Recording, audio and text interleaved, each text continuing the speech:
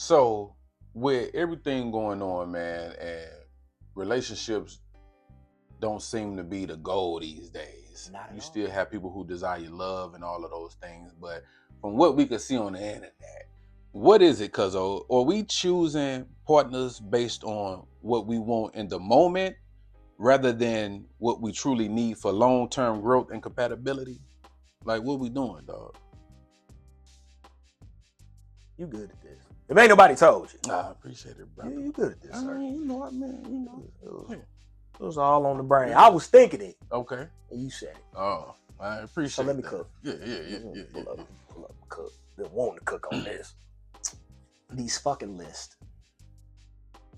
We talked about choosing people by character last week. We mentioned it when we were talking about the letter. Fuck your list. Fuck your list. Character. Both sides. Character. I want a man with money. You want a generous man. I want somebody that's not gonna lie to me. You want someone with integrity. I want someone that's gonna be there. You want someone loyal.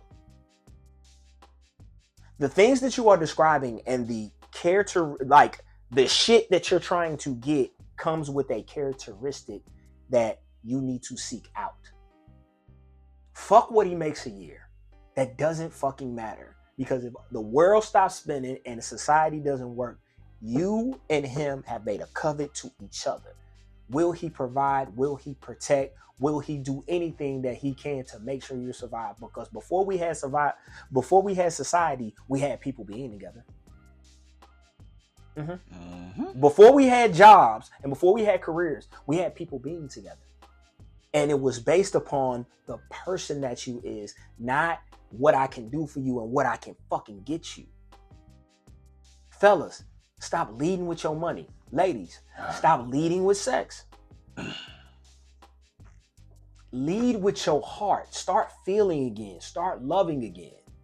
Start loving each other again. Look for the characteristics that you know work. You know work. Especially if you've seen a healthy relationship. If you've seen your mother and father be together for years and years and years, I promise you it wasn't a paycheck that kept them together. I promise you it wasn't. I promise you it was forgiveness. I promise you it was kindness. I promise you it was character. It was her being honest. It was him being honest. It was vulnerability. It was all the shit we run from because we got these lists. He got to be 6 foot, make 6 figures. Who gives a shit? Who really cares? When I'm 80, I'm not going to be 6'3" no more.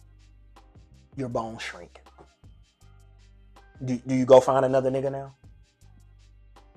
You ain't always going to have a tiny waist and a fat ass and big. That shit's going to fade. I'm going to have to talk to you at some point. And the person that you are going to make sure that I stay. Not what you can do for me and not how you look. Quit the superficial shit and start to look at people, their heart and soul, and who they actually fucking are. If you do that, you will have way more success than these goddamn lists that these motherfuckers keep telling you on this internet. Because I promise you, these influencers' job is to keep y'all arguing. It's to keep y'all doing this. That's how they get paid. That's a fact. They get paid from the male standpoint, from placating to women and telling you there's nothing wrong with you. Baby, don't fix a thing about you. Just go on and continue to be you. That nigga ain't shit.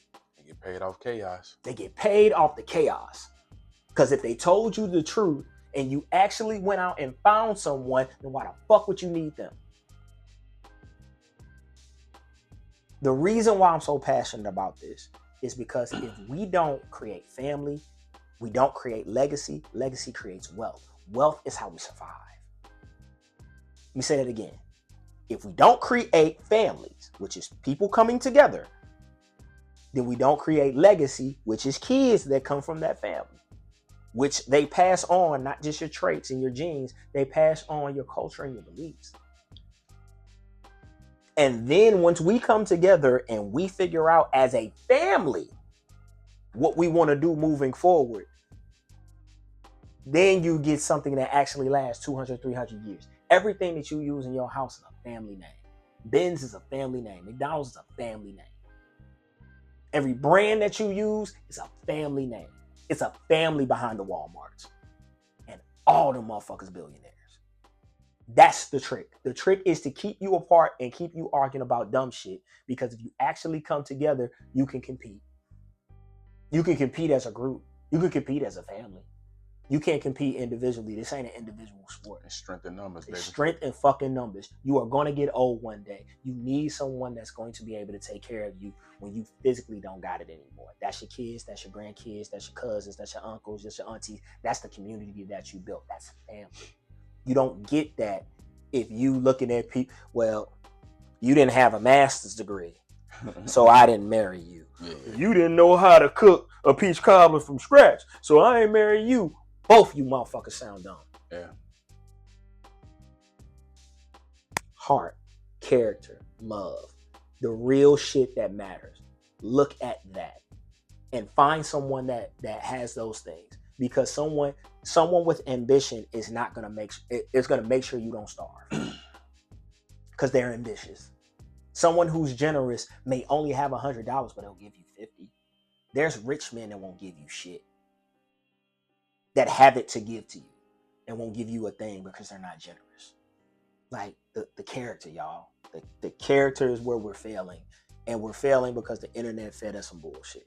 Facts. The internet fed us some bullshit. And I promise you, when you look at your favorite influencers, think to yourself, have they been in a relationship? Are they in a relationship? And do you see them being in a long-term relationship at any point in their lives? Listen to how they talk about the opposite sex. Listen to it. Do they praise them? Do they talk shit about them? Is it always that's actually listen to it. That's actually a good red flag finder. Yeah. Listen to how they talk about the opposite sex. Please. Listen to the tone. Listen to the flavor of the conversation. If it's always coming from a place of nagging or judgment or complaining or whatever, that might be somebody you want to distance yourself from. Yes. Because why is everything about the opposite sex that come out your mouth negative? Always. Like, Always. Tell me something that you do like about the opposite sex. Please. Or do you even like the opposite sex? Yeah. Or you like about people. Yeah. Yeah. Communication is the key to all of this. So, are we communicating to be understood out here, cuzzo, or just to be right? Just to be right. Because, and I'm gonna agree with you for the most part. For most people, a lot of people do that just to be right, dog. Just to be right. I know some people who they function, they thrive in chaos. So they like the doing the back and forth. They like the arguing. They look for shit to get into it about. That's where the money's made.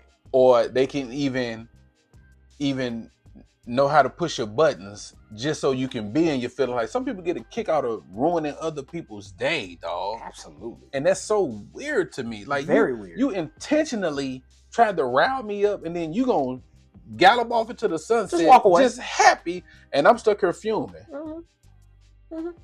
Yeah, I headbutt the shit out you.